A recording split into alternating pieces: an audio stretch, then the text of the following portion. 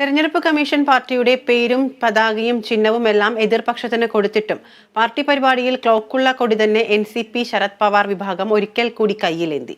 കോഴിക്കോട് മുതലക്കുളത്ത് നടന്ന NCPS fascist വിരുദ്ധ റാലിയിലാണ് രാഷ്ട്രീയ ചരിത്രത്തിലെ ഈ കൗതുക കാഴ്ച അരങ്ങേറിയത്.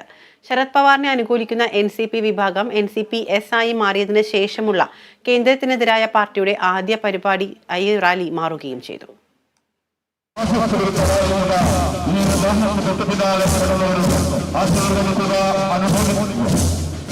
അവിഭക്ത NCP ആയിരുന്നപ്പോഴാണ് പാർട്ടിയുടെ കോഴിക്കോട് ജില്ലാ ഘടകം ഫാസിസ്റ്റ് വിരുദ്ധ റാലി സംഘടിപ്പിക്കാൻ തീരുമാനിക്കുന്നത്. പരിപാടിയുമായി മുന്നോട്ടു പോകുന്നതിനിടെയാണ് അജിത് പവാർ പാർട്ടിയിൽ കലാപമുയർത്തുന്നതും അധികാര കേന്ദ്രം പിടിച്ചടക്കിയതും.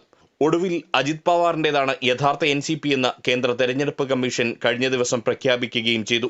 പാർട്ടിയുടെ ഔദ്യോഗിക ചിഹ്നമായ ക്ലോക്കും കൊടിയും എല്ലാം അജിത് പവാർ പക്ഷത്തിന് നൽകുകയും ശരത് പവാർ നയിക്കുന്ന വിഭാഗത്തിന്റെ പേര് NCPS എന്നാക്കുകയും ചെയ്തു. ഇക്കഴിഞ്ഞ ബുധനാഴ്ച തെരഞ്ഞെടുപ്പ് കമ്മീഷന്റെ ഉത്തരവ് വരുന്നതിന് മുൻപ് തന്നെ കോഴിക്കോട് നടക്കുന്ന റാലിക്കായി കോയമ്പത്തൂരിൽ നിന്നും 2000-ലധികം കൊടികൾ എത്തിച്ചിരുന്നു. കമ്മീഷന്റെ ഉത്തരവ് വന്നതോടെ എന്ത് ചെയ്യുമെന്ന് ആശങ്കയായി. വാങ്ങിയ കൊടികൾ പിന്നെ രണ്ടും കൽപ്പിച്ച് റാലിക്ക് വാങ്ങിയ കൊടികൾ തന്നെ ഉപയോഗിക്കാമെന്ന് തീരുമാനിക്കുകയും ചെയ്തു. അജിത് പവാർ വിഭാഗത്തിന് നൽകിയ കൊടിയല്ലേ ഉപയോഗിച്ചത് എന്ന ചോദ്യത്തിന് പണ്ട് കോൺഗ്രസ് രൂപീകരിച്ചപ്പോൾ കുറെ കാലം കോൺഗ്രസിന്റെ കൊടി ഉപയോഗിച്ചവരാണ് തങ്ങളെന്നായിരുന്നു NCP കേന്ദ്ര നേതാവും മന്ത്രിയുമായ AK ശശീന്ദ്രന്റെ മറുപടി.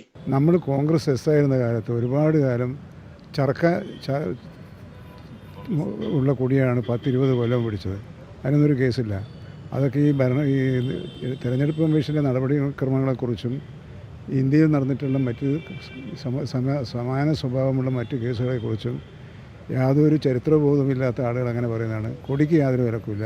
പാർട്ടി പ്രവർത്തകരുടെ ഹൃദയവികാരമായിരുന്ന ക്ലോക്കിന്റെ ചിത്രമുള്ള മൂവർണ്ണ കൊടികൾ പാറിപ്പറക്കുന്നത് കണ്ട് അജിത് പവാർ വിഭാഗം നടത്തുന്ന പരിപാടിയല്ല ഇതെന്ന് പൊതുജനങ്ങളെ ബോധ്യപ്പെടുത്താൻ ശരത് പവാർ വിഭാഗം NCPക്കാർ ഒരു തന്ത്രം കൂടി ചെയ്തു. NCPS എന്ന ആലേഖനം ചെയ്ത കൂറ്റൻ കമാനം മുതലക്കുളം മൈതാനിയുടെ തുടക്കത്തിലും വലിയ ഫ്ലക്സ് ബോർഡ് വേദിക്ക് പിറകിലുമായി സ്ഥാപിച്ചു.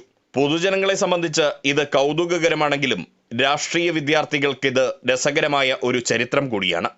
ചിഹ്നവും കൊടിയും എല്ലാം നഷ്ടപ്പെട്ടെങ്കിലും NCPSന് ഇപ്പോഴും ഈ ക്ലോക്കും ഈ കൊടിയുമെല്ലാം വികാരം തന്നെയാണ്. നേരത്തെ തീരുമാനിച്ച പരിപാടിയായതിനാൽ ഇത് ഉപേക്ഷിക്കാനാവില്ല എന്ന് തന്നെയാണ് ഇവർ വ്യക്തമാക്കുന്നത്. കോഴിക്കോട് നിന്നും Riyas KMR, Kerala vision news.